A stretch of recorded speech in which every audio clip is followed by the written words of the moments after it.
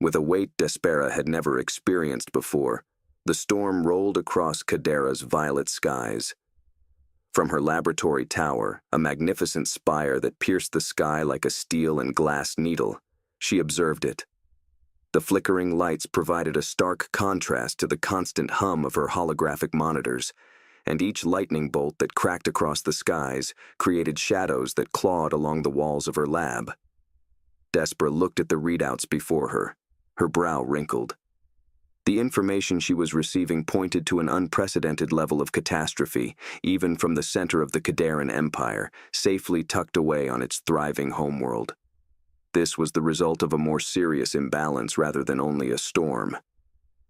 Kadera's lifeblood, the planet's core, was becoming unstable. Every Kaderan had depended on it as instinctively as breathing, an energy that had kept their people alive for eons. But now, in ways no one had anticipated, it threatened to fall apart. Muttering softly to herself, Despera's fingers danced across the console as she attempted in vain to steady the readings. Not just the atmosphere, but the core itself is getting worse. There was just quiet when Despera's words reverberated throughout the empty space of her laboratory. After months of unsuccessful attempts to address the situation, her colleagues had long since left, their optimistic research teams dispersed to the winds. The scientists she had trusted most, many of her closest friends, had been sent to the capital to beg the Galactic Council to step in. She could detect the Council's uninterested reaction, though, even from a distance. The position had previously been made explicit by the Galactic Council, an organization of strong alliances and empires that controlled a large portion of the galaxy. They couldn't risk providing aid to a world whose instability could compromise galactic peace. Despera was incensed by this diplomatically disguised bureaucratic dismissal. She was aware that their justification concealed a far more practical reality. Kadera's downfall would only strengthen the position of its competitors. The Council had prioritized profit over altruism. She watched as the storm became stronger through the large glass windows of her laboratory. Like a beast struggling to escape an old cage, the atmosphere's dazzling storm gray and violet hues clashed and coiled.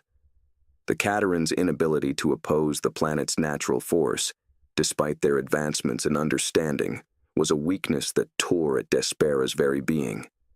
She had always thought Kadera would be an example of perseverance, but now she was seeing everything fall apart. Beneath her anxiety, however, was a spark, a tenacious, unyielding fire. Refusing to believe that her home was doomed was the determination that had propelled her throughout her life. She would find another means if the Council refused to assist. She refused to let bureaucrats and diplomats at the distance decide Kadera's fate. Despera then started a plan that she had previously thought was impossible. Her early investigation into alternate energy sources had led her to a far-off, impoverished world, one she had previously read about out of scholarly curiosity. Rumored to be untamed and wild, it was a weird region inhabited by primitive civilizations whose understanding of the cosmos hardly went beyond their own atmosphere. But there was no mistaking the readings she had picked up from this world. Its energy swings, its atmosphere's flexibility, and the natural tenacity of its life forms all hinted to unrealized promise. The blue and green world whirled slowly in front of her as her fingertips hovered over the holographic screen. Her voice was a mixture of awe and doubt as she whispered, "Earth." The name was unfamiliar to her. She knew the Council would laugh at her idea. The majority of Katerans denigrated Earth and its inhabitants, considering them to be primitive and ignorant. However, Despera's curiosity outweighed any bias because she was nothing less than a scientist.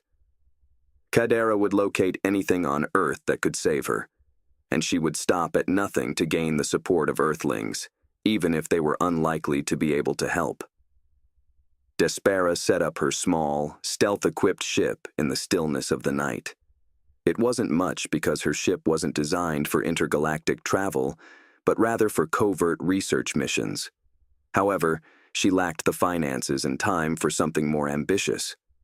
The hope for her world was stored in blazing crystalline drives, and she loaded her necessary equipment and a small repository of her study data.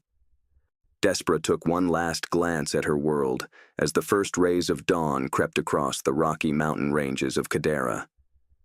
Even though the storm had passed, the destruction was already affecting the soil and leaving behind scars that would not go away on their own. For now, she thought, this was farewell. The planet seemed to be waiting for her to return with its salvation, and she could feel its weight on her. Despera entered her ship and sealed herself in the silent, sterile cabin. She experienced a brief moment of uncertainty as the engines hummed to life, a moment when the gravity of her choice nearly paralyzed her. However, she dismissed it, her resolve solidifying as she started the launch process. Before the engines screamed to life and launched her into the dark, limitless emptiness, she muttered, "Goodbye, Cadera." It had been a harder trip through hyperspace than Despera had expected. Despite its strength, her ship shook under the pressure, moaning and creaking like an old leviathan. But after innumerable course adjustments and recalibrations, Earth, a world suspended in space, nearly unimpressive in beauty in comparison to the brilliant majesty of Cadera, loomed before her. Even from orbit, however, Despera sensed the vitality throbbing from this planet, a sort of unadulterated wild energy that pulsed through her equipment. Despera felt a silent excitement growing within of her as her curiosity grew. She marveled at the streaks of light that marked her arrival, blazing her way through the deep blue heavens. But the drop through Earth's atmosphere was difficult, with layers of pressure and resistance testing the ship's might. The ship touched down in an isolated area, selected for its distance from what her reports had named high-density human settlements. When the doors of her craft opened, Despera smelled the cool, earthy smell of soil and vegetation, mixed with the crispness of the morning air. The smells of a world she had only ever known from antiseptic data sheets filled her first breath, making it feel weird. For a little instant, she just stood there, taking in the stark contrast of this location. People were frequently referred to as primitive and unrefined. Nevertheless, Despera sensed an indisputable spark here, in the modest expanse of green and blue. This planet had an enduring quality that was ingrained in its fundamental structure. It was evident to her in the skyward stretching trees, the obstinately winding rivers through the hills, and the sun rising over the horizon every morning, unfazed and unaltered. This is where she would start looking, even if it meant confronting the same people her own kind had judged unworthy of respect. Cadera would uncover the answer to saving Earth, if it existed. And she would deal with that issue when it arose, if she had to trust a human. As she continued on, Despera struggled with an odd sensation that she hadn't expected. Despera's movements were measured and cautious as she ventured farther from her vessel, and the countryside stretched out before her. It was almost a type of hope, raw and uncertain but stubborn all the same. It was shocking to feel Earth's lush, wild vibrancy in person, even if she had studied its ecosystems. Pollen, insects, and the tiniest remnants of animals she could only picture from her research were carried by every gust of wind, and the air was teeming with life. It was not as clean or neat as Cadera, but it was definitely alive, throbbing with a nearly riotous vitality. Despera, however, wasn't come to take in the scenery. Her objective was to find what she needed in the buildings she had seen in the distance, where civilization and human technology would provide it. Wearing her sleek, silver suit, which had been altered to fit in with the surroundings while simultaneously acting as her protective armor, she glided through the woodland in silence, her senses alert and her eyes sharp. Her scans pointed her in the direction of a big city, but she didn't want to draw too much notice. Rather, she concentrated on finding someone who could sympathize with her situation and collaborate with her in confidence. It took her hours to locate what she was looking for, a small laboratory on the outskirts of the city that was full of energy readings that drew her in. A group of humans moved inside, with a sort of determined intensity that reflected her own. From a distance, she watched them, observing their mannerisms, their motions, and their interactions. She wasn't prepared for the energy and tenacity that showed in their disagreements, teamwork, and struggles. Among them, one man stuck out. He was taller than the others, and his authoritative demeanor was tempered by a warm, approachable look. He led with a confidence and humility that she found fascinating. He circulated among his co-workers, responding to inquiries, elaborating on ideas, and providing support when others were struggling. Despera stared at him with desperation. She went to her data files and compared his face to one of her database profiles. Dr. Liam Hayes, she whispered to herself. Lead scientist in energy and environmental technology. Feeling content, she turned on her stealth field and crept silently through the rear door of the lab. Despera entered the lab, creeping like a shadow toward the scientist who had caught her attention. But the humans were so focused on their work that they failed to see the slight shimmer of light. When the time was right, she let her cloak slip away, and her form began to emerge from the dark corner of the laboratory. A ripple of anxiety swept across the group as the individuals surrounding her turned, gasping in disbelief. Dr. Hayes turned last, his eyes narrowing in astonishment, but there was a clear absence of fear in his eyes. "Who are you?" As if examining a new specimen beneath his microscope, he asked in a level but inquisitive tone. Despera's steady, unrelenting gaze met his. "My name is Despera," she said in a forceful voice. "The planet Cadera is where I am from. I'm here to get help." The people exchanged cautious looks as the room fell silent. Liam moved nearer, examining her with a mix of interest and mistrust. "Cadera," he said again, seemingly to test the word's strength. "I've heard tales. But why would someone come to us for assistance from a world like Cadera?" Unsure of how much to divulge, Despera paused. But there was no time for evasions or half-truths. Her last remaining chance was Earth, and if she wanted to save her world, she would have to put faith in these people. With a rare tenderness in her voice, she declared, "Our planet is dying. The core is causing instability. Cadera's vitality, its energy, is disintegrating." She observed as the human faces softened and empathy ignited in their eyes as she said, "The Galactic Council has abandoned us. If we don't take immediate action, Cadera will disappear." The weight of her confession overcame their doubt, and a soft murmur echoed across the room. Despera could see the glimmer of resolve in Dr. Hayes's eyes as his gaze remained fixed. "So, what did you come to Earth for?" "Examine our technologies. Take our resources?" His tone was cautious but not hostile as he questioned. With her silver outfit shining in the fluorescent lights of the lab, Despera shook her head. "I came in search of knowledge," she answered. "To gain knowledge from people who may possess answers that Cadera hasn't yet found.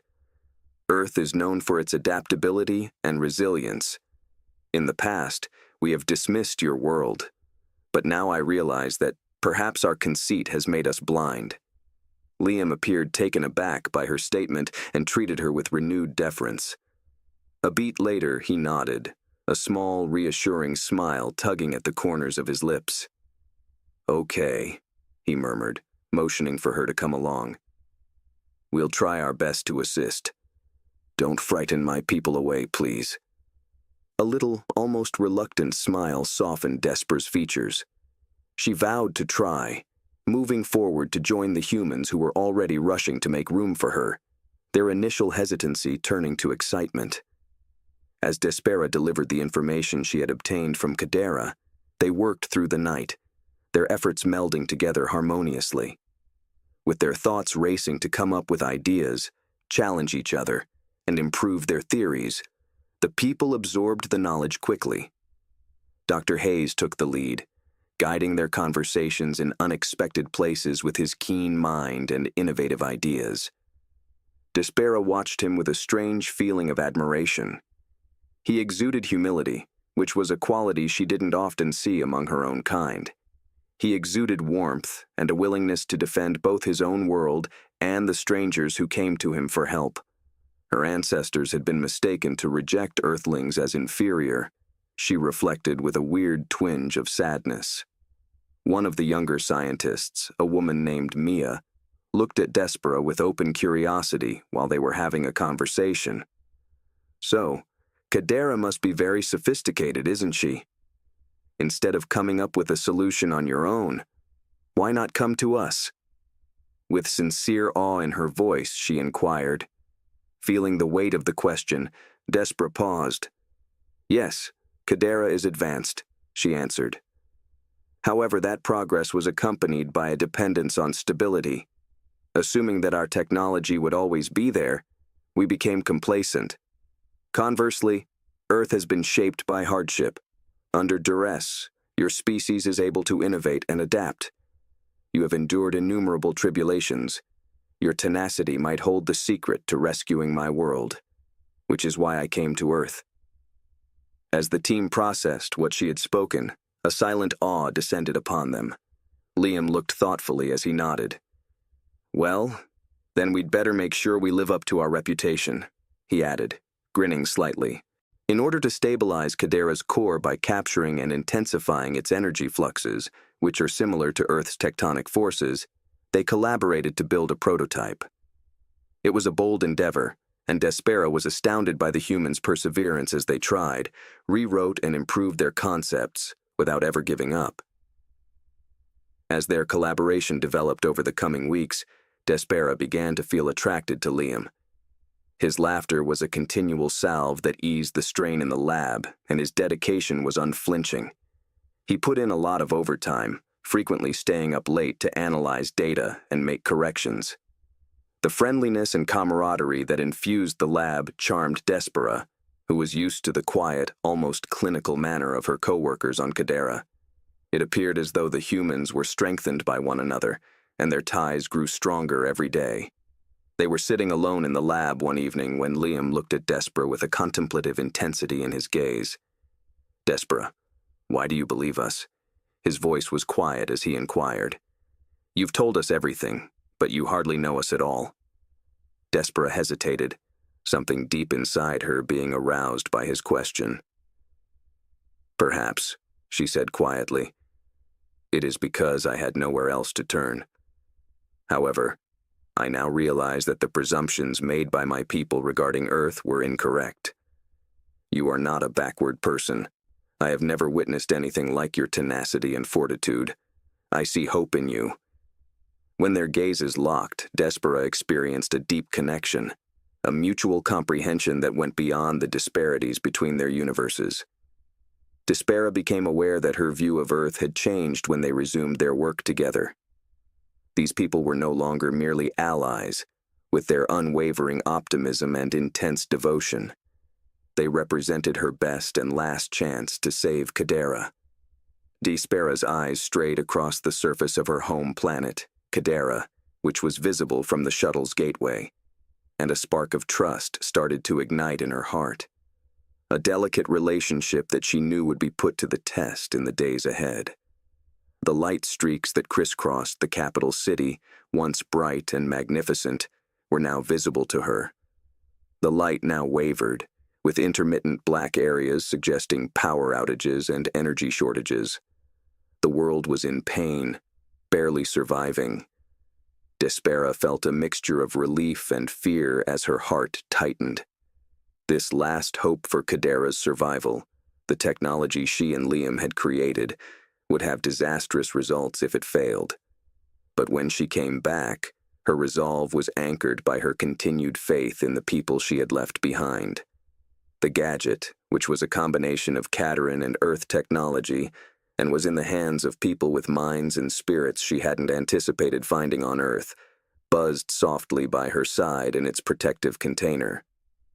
Although the Galactic Council had referred to humanity as primitive and unpredictable, Earth's scientists had demonstrated more fortitude and compassion than any Cateran council member she had ever encountered. She now understood that Catara's existence had resulted from the inventiveness spawned by Earth's unpredictable nature, rather than from the predictable order of its councils. A few officials and scientists hurried to meet Despera as the spacecraft touched down, their expressions a mixture of amazement and relief. She knew that they now saw her not just as a scientist, but also as a representation of Kadera's final opportunity. As she disembarked, one of the council representatives said, "Despera," with a tired but optimistic look in his eyes. "You're back, and I suppose with hope?" Despera nodded, but she didn't meet his eyes.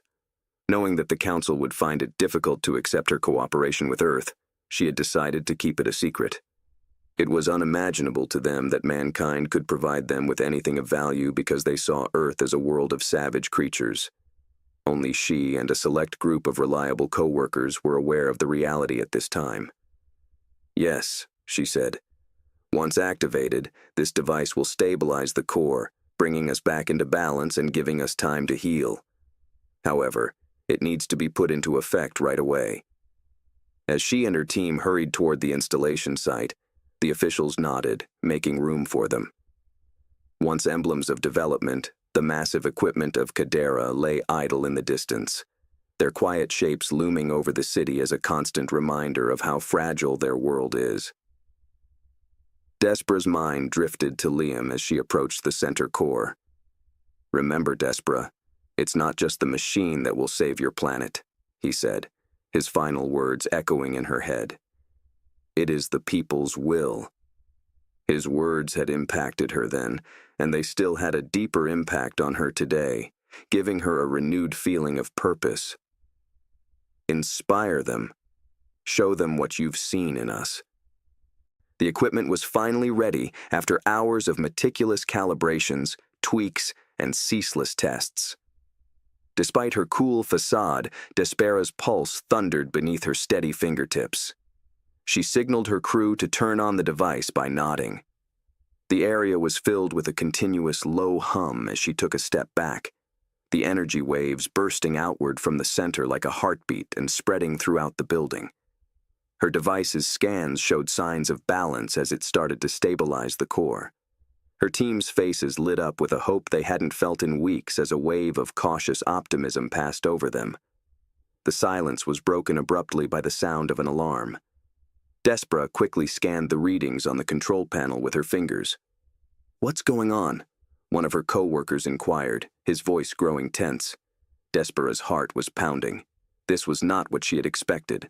Although the technology was operating flawlessly, destabilization was reoccurring because of something, some unexpected component within Kadera's core, pressing back against it.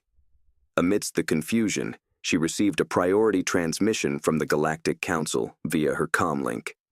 Knowing what was probably going to happen, Despera's heart plummeted as she responded. The voice on the other end sounded clear, cool, and calm. Despera. It was the spokeswoman for the Council. "We have discovered that you have received aid from an unapproved source, Earth." Despera's heart pounded as her hands closed around the gadget. "I took the necessary actions to save Kadera," she said firmly. "Earth may have survived because of its technology and tenacity. That doesn't matter. Kadera needs to continue being independent. Our empire cannot be tarnished by a reliance on a primitive species." The spokesperson's tone was contemptuous, as if he were issuing a collective censure. Despera's mouth tightened. "So instead of accepting assistance from creatures you believe to be beneath us, you will allow our planet to perish." Despera felt a surge of rage when she heard the deafening quiet on the other end. She had witnessed the might and inventiveness of Earth. The conceit of the Galactic Council prevented them from seeing a resource that had saved her people. The spokesperson stated unequivocally, "We're ending this operation. Turn off the device." The blood in Despera ran cold. Out of sheer pride, they intended to stop her and ruin her enterprise. "No!" she yelled. "Our only opportunity to save Kadera is now." She cut the call without waiting for an answer. Now there was no going back. "Despera," her crew whispered, their words tinged with concern. However, she raised her hand, firm and unwavering. "We are moving forward," she stated resolutely, regardless of the Council's directives.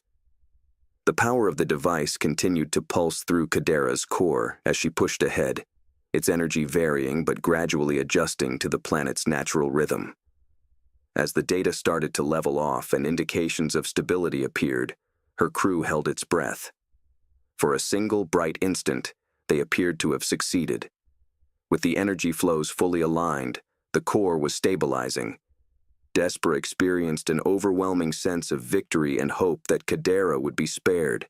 Then, suddenly, there was a deep rumble that echoed through the walls as the entire complex trembled.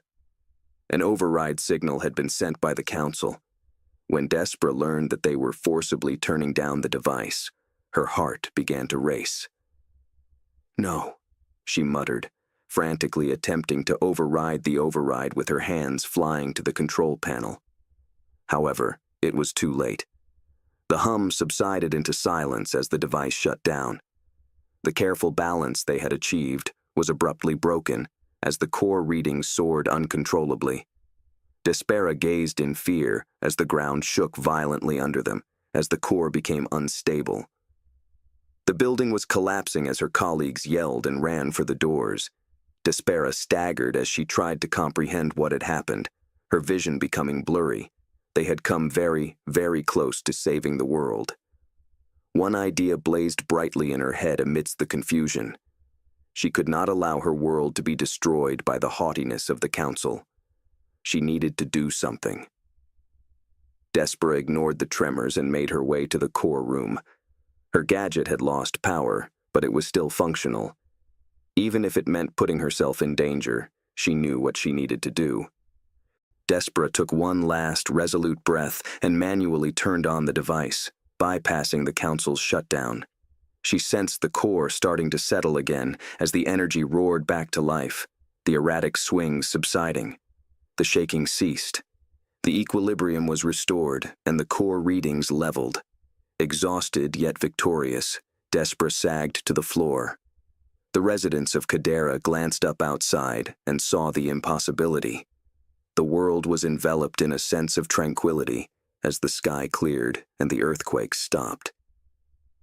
Despera had been successful. She had saved her world in spite of everything. Looking around, however, she realized that Kadera could never return to the previous state of affairs. Neither the treachery of the Council nor the assistance of the tenacious people of Earth would be forgotten. That day, a new alliance was formed, one based on hope, trust, and the guts to stand up to even the most powerful empires, rather than on dominance or strength. In the quiet, rain-soaked streets of Niran's capital, twilight draped the city in a cloak of muted blue, casting long shadows over ancient stone structures and winding cobblestone alleys. The stars above, usually a sight of comfort for the Nirians, seemed distant, cold. Tonight they were beacons of abandonment, bearing silent witness to the crumbling security of a planet teetering on the brink of despair. The invasion had been silent at first, strange tremors rippling through the ground, like the heartbeats of some monstrous creature slumbering beneath them. By the time the skies filled with dark, twisting ships, it was too late. The Nirians' attempts to defend themselves were met with a ruthlessness they had never encountered, and their most sophisticated defenses crumbled like paper before an unstoppable storm. It was an enemy they didn't understand, didn't recognize. Their technology was beyond comprehension. Dark energy shields that consumed weapons fire like water droplets in a void. Every city left standing braced for the inevitable as news of fallen provinces spread, whispered from person to person in hushed, trembling voices. In a darkened control room, deep within the heart of the capital, Minister Vala stood before a giant screen displaying the distant stars. Her reflection, a tall, angular figure with deep-set eyes that bore the weight of 1,000 decisions, hovered beside the blinking light of their last hope, the distress signal. It pulsed softly, carrying Niren's desperate plea into the endless void. "Minister Vala," whispered a voice behind her, breaking the heavy silence. It was Aaron, her advisor and friend, his expression as grim as her own. "We have received no response. It's been days." Eris's eyes didn't waver from the screen, her voice measured and deliberate. "We will wait, Aaron. We will wait until there is nothing left of Niren to defend." He hesitated, taking in the hollow gaze of his leader. "Minister, they've already reached the outer cities. We can't rely on strangers. Even if they did receive our message, there's no telling they would risk." "They will come," Ares interrupted, her voice a whisper as if she feared the void itself might hear. "They have to. They're human." She said the last word almost reverently, as if summoning the name of an ancient forgotten deity. Aaron glanced at her, his brow furrowed.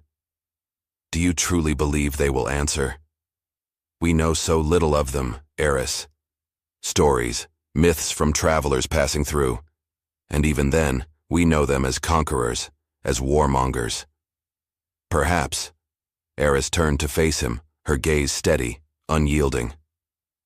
"But humans are also survivors. If the tales are true, they fought their own brutal wars, rebuilt their worlds from ruin more times than history can recall. They know what it means to face annihilation." A tense silence hung between them, interrupted only by the steady hum of machinery around them. Somewhere, deep in the bowels of the building, another tremor rumbled, a grim reminder of the invaders' relentless advance. Aaron's jaw clenched as he adjusted his stance, hands clasped behind his back. "And if they don't come?" Eris looked back at the screen, her eyes gleaming with a fragile, dangerous hope. "Then we fight alone." 3 days later, as the Niren sky burned with the fires of war, a glimmer appeared in the distant reaches of space. It was small at first, almost unnoticeable, like a single droplet in a vast ocean. But it grew steadily, a metallic, streamlined ship emerging from the void, cutting through the darkness with quiet purpose. In the heart of the vessel, Commander Ethan Cade stood before a map of Niren cities, analyzing the bleak situation. He was tall, broad-shouldered, with a gaze hardened by years of battles fought and comrades lost. His skin bore the faintest hints of scarring from past encounters, and his left eye, a vivid emerald green, gleamed beneath dark brows knit in concentration. "Commander Cade," called a voice from the console, snapping him from his thoughts. It was Captain Marisol Vega, her sharp, precise tone barely masking her apprehension. "We're approaching Niren's atmosphere. Initial scans confirm hostilities on the surface."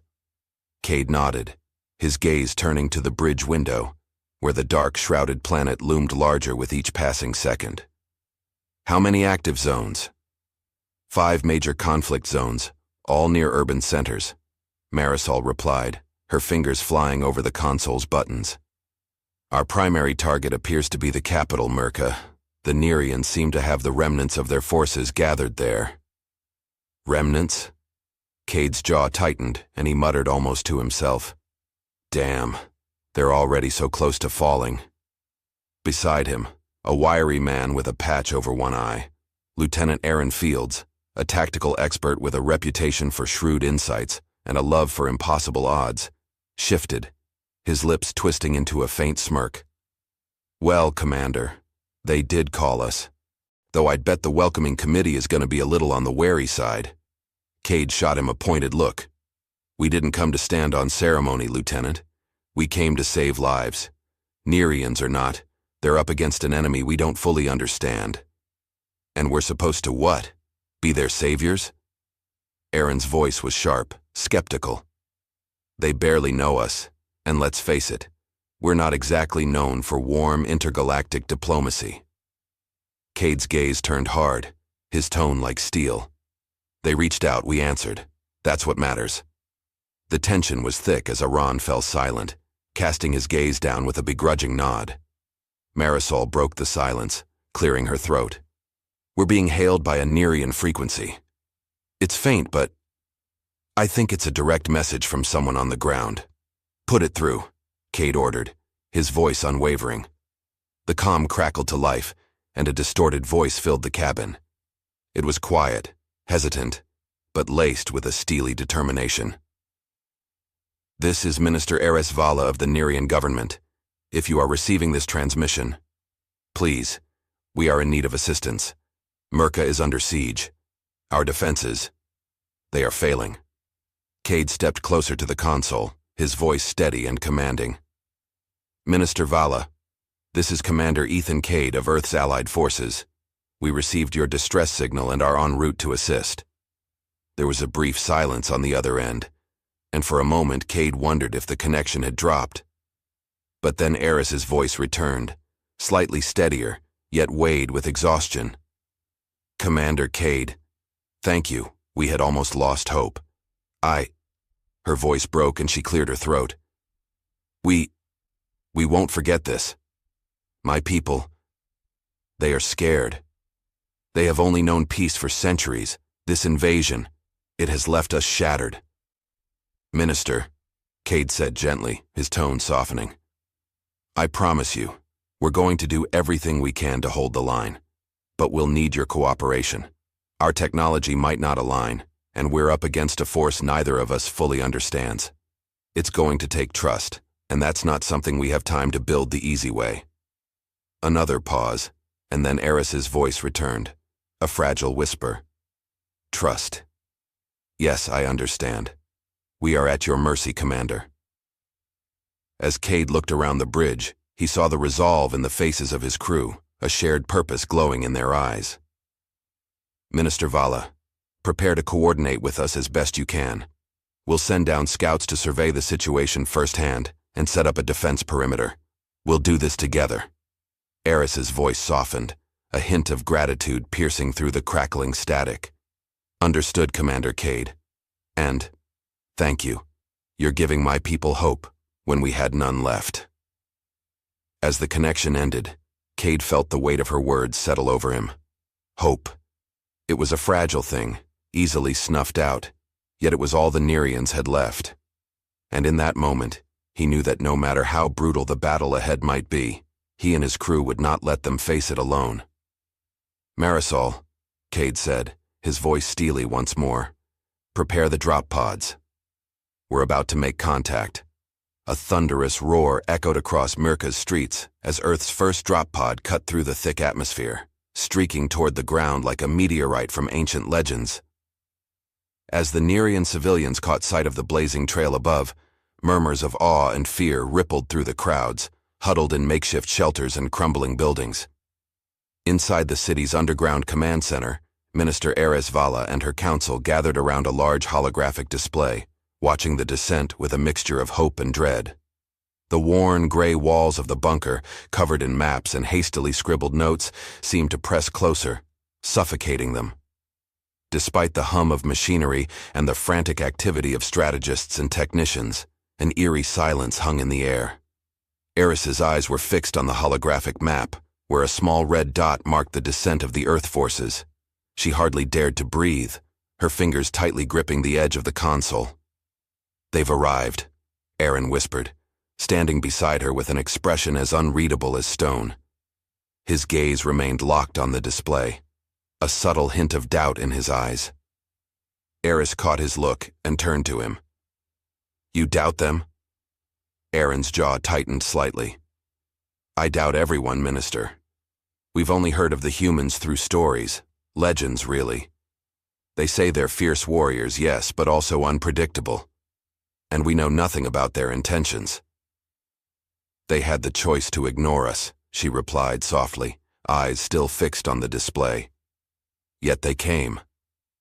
Aaron sighed, casting a wary glance at the map. That remains to be seen, Ares. We must be cautious.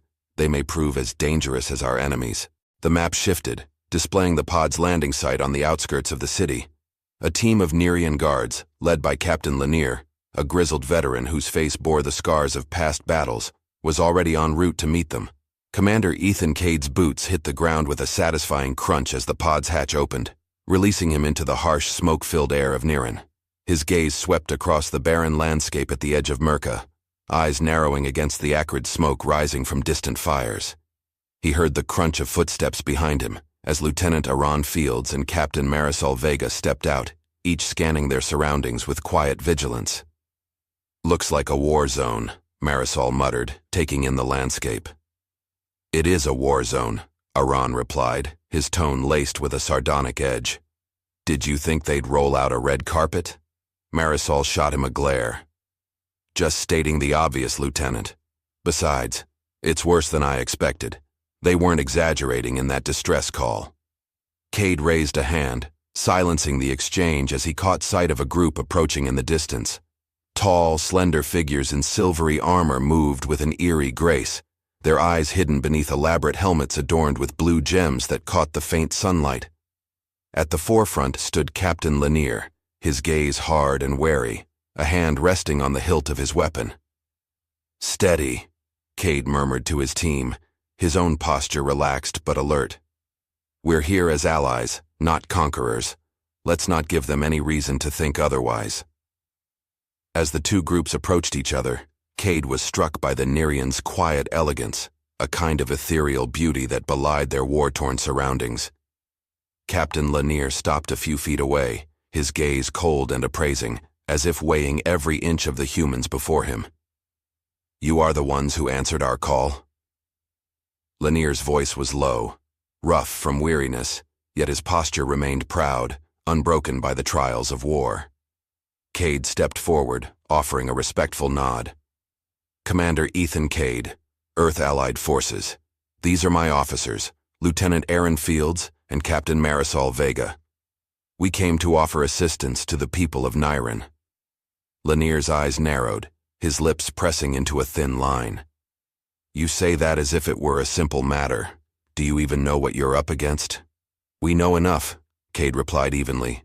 "We know you're fighting a force that's already overrun most of your planet, and we know you're running out of time." Lanier's gaze flicked to his soldiers, a brief, unreadable glance. He seemed to be weighing something in his mind before he finally nodded. "Very well. Minister Eris awaits you in the command center. But understand this, human." He leaned in closer, his voice dropping to a low, dangerous whisper. "If this is some experiment of yours, some twisted game, I will kill you myself." Cade held Lanier's gaze, unflinching. "Noted, Captain." With a curt nod, Lanier gestured to his men, who began leading the humans toward the city. As they moved, Cade fell into step beside Marisol, his voice low. "Thoughts?" Marisol glanced at the soldiers around them, her brow furrowing. "They're suspicious, and who can blame them? From what little we know, humans have a mixed reputation out here. We'll need to earn their trust one way or another." "Trust?" Aaron scoffed from Cade's other side. "They don't trust us, they fear us, and I say let them. Fear's a good motivator." Cade shot him a warning look. "Keep that to yourself, Lieutenant. We're here to help them survive, not play on their fears." Aaron shrugged but said nothing more, his gaze sweeping the ruined streets of Merca as they entered the city. When they finally reached the underground bunker, Cade was struck by the subdued atmosphere. Nerean strategists and soldiers moved about in near silence, their faces grim, eyes haunted. Maps and holograms flickered across consoles, highlighting the ever-dwindling territories still under Nerean control. In the center of the room stood Minister Eris Vala, her tall frame draped in the midnight blue robes of her office.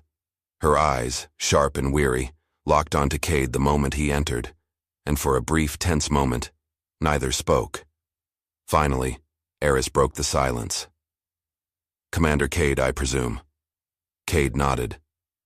"Minister Vala, we're here to help you in any way we can." She held his gaze, unblinking. "Help," a word we once took for granted, and now it is all we can hope for. Her voice softened, her eyes glimmering with something unreadable. "But tell me, Commander, why? Why did you answer our call when so many others ignored it?"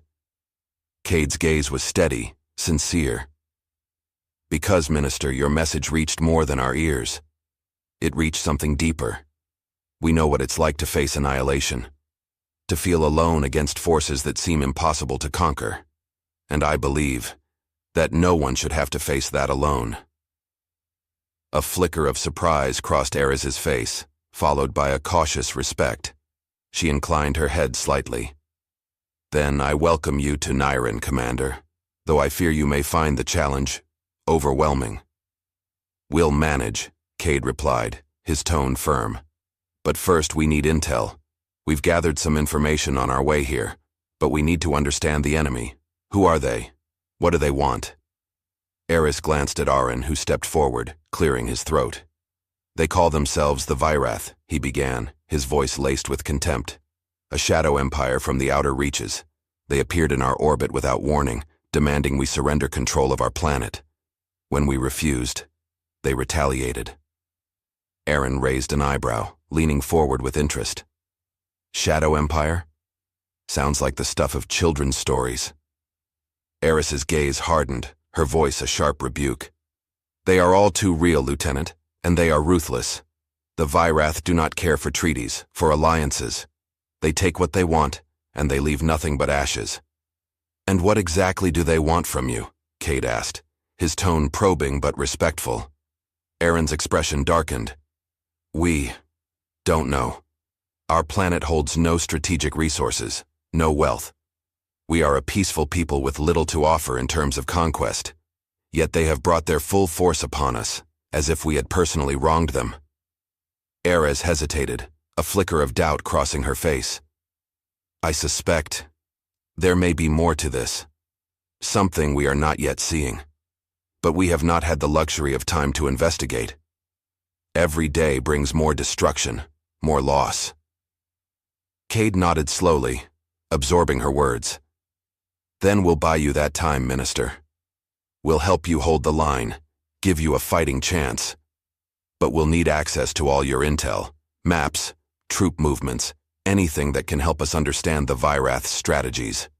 Eris glanced at Aren, who gave a reluctant nod before turning to a nearby console. Within moments, the room filled with holographic projections of the planet's surface, outlining battlefronts, troop movements, and known enemy positions. Cade studied the display intently, his mind already working through possibilities. Marisol stepped forward, her eyes fixed on a cluster of red markers along the eastern edge of Myrka. "These positions, they're focused on the outskirts," she observed, her tone thoughtful.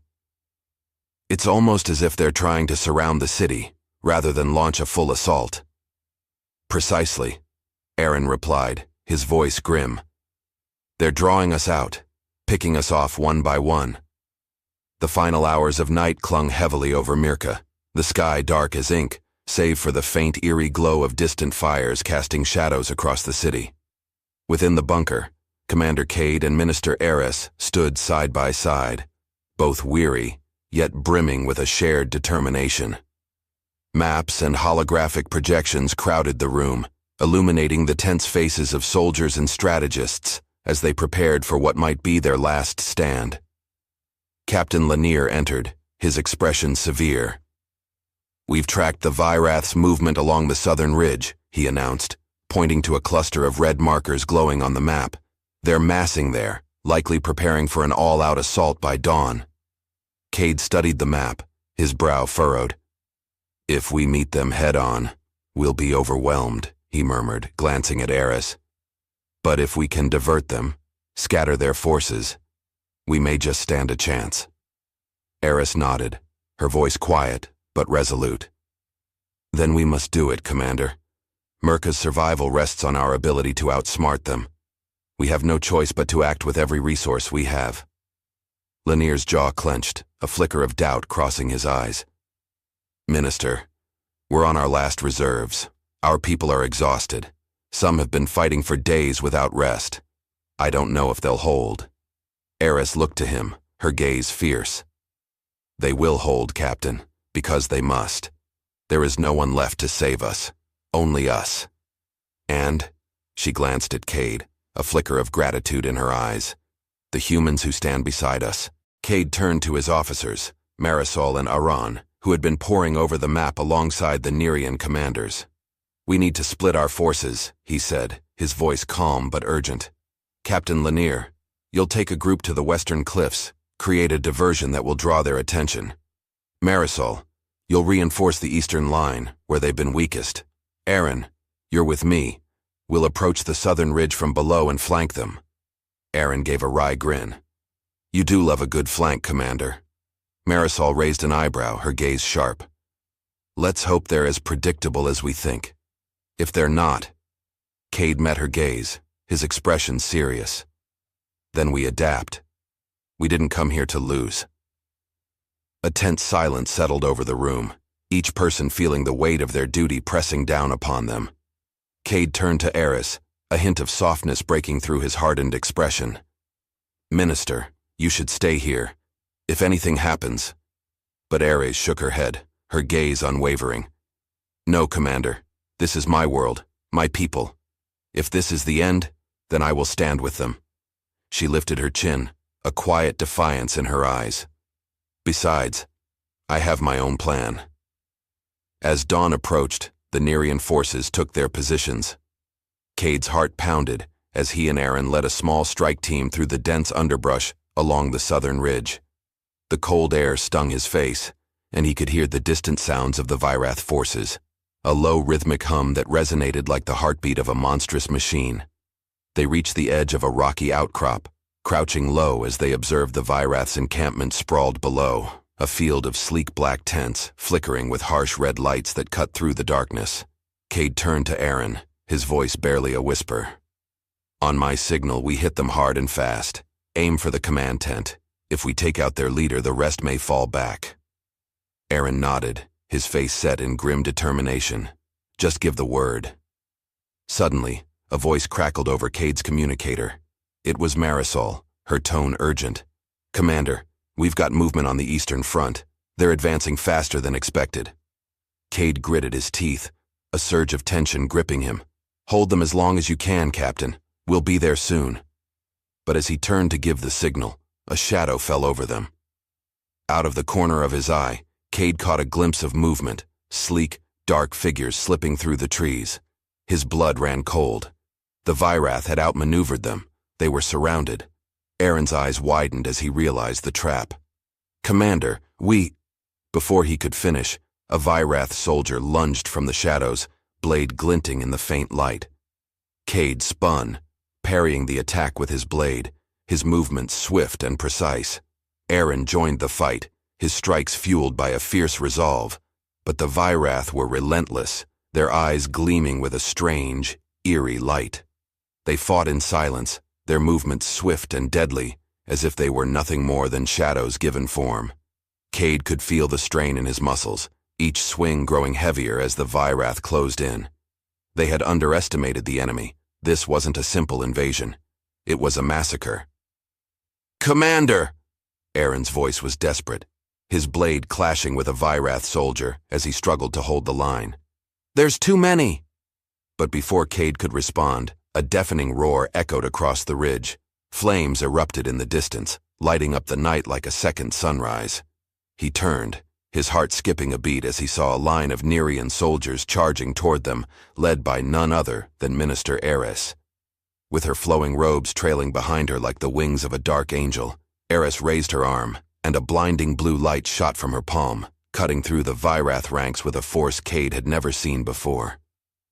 The Vyrath soldiers faltered, their eerie rhythm breaking as they turned to face this new threat. Cade took the opportunity, shouting to his men, "Now! Press the attack!" Together, they surged forward, their blades flashing in the dawn light as they drove the Vyrath back. Aaron fought by Cade's side, his face smeared with sweat and grime, yet his eyes alight with fierce determination. Beside them, Ares unleashed another blast of energy, her face set in a fierce expression. "We are not defeated," she shouted, her voice ringing across the battlefield. "We are Niren, and we will not fall." The Nerians echoed her cry, their voices a powerful chorus that reverberated through the air, striking fear into the hearts of the Vyrath. Cade could feel the tide of the battle shifting, the Vyrath faltering under the weight of the Nerians' defiance. And then, in a single blinding moment, it was over. The Vyrath began to retreat, their ranks breaking as they fled into the shadows, leaving the battered Nerian forces standing victorious amidst the wreckage. The sun rose over Merca, casting a warm, golden light across the city as the survivors gathered in the main square. Cade stood beside Eris, watching as the Nerean people embraced each other, their faces filled with a mixture of relief and exhaustion. Aaron approached, his expression weary but triumphant. "They're gone, Commander. We did it." Cade nodded, a sense of pride swelling in his chest. "No, Lieutenant. They did it." He glanced at Eris, a respectful nod in his gaze. "Without the Nereans' courage, we'd have lost this fight." Eris met his gaze, her eyes softened with gratitude. "You gave us hope, Commander. And sometimes, hope is the most powerful weapon of all." They stood in silence for a moment, watching the sunrise together, each feeling the weight of what they had achieved and what they had lost. But as the light grew brighter, Cade couldn't shake a strange feeling, a nagging sense that lingered at the edges of his mind. He turned to Eris, his voice quiet. "Minister, the Vyrath. Why did they leave so suddenly? They had the advantage. They could have overwhelmed us. But they ran." Eris's expression grew somber, her gaze distant. "Perhaps they saw something that frightened them more than our weapons, Commander." Cade frowned. "What do you mean?" She looked at him, a glimmer of mystery in her eyes. "There are forces in this galaxy, Commander, ancient forces that even the Vyrath fear. Forces that protect those who are willing to fight for their freedom. And perhaps we had a little help from them today." Cade felt a chill run down his spine, but before he could press further, Eris turned away, her face unreadable. She raised her hand, gesturing to the Nerean people gathered around them. "For now, let us celebrate our survival," she said, her voice carrying a note of finality. "We have earned it." As the crowd erupted in cheers, Cade stood in the midst of them, his heart filled with a strange, quiet sense of wonder. He looked to the sky, a faint smile playing at the corners of his lips as he whispered to himself, "Maybe there's more out there than we understand, and maybe that's not such a bad thing." In the days that followed, as the humans prepared to depart and the Nereans began to rebuild, the whispers of the Vyrath's mysterious retreat spread across the city. Some claimed it was the courage of the Nerean people that had driven them away. Others spoke of ancient spirits watching over Mirka, unseen but always present. But Cade, standing on the ramp of the departing ship, looked back one last time at the planet that had stolen his heart, a quiet smile on his face as he whispered, "Only humans stood by them. But maybe, just maybe, they were never truly alone." And with that final thought he turned away, leaving Mirka behind, but forever carrying its mysteries within him.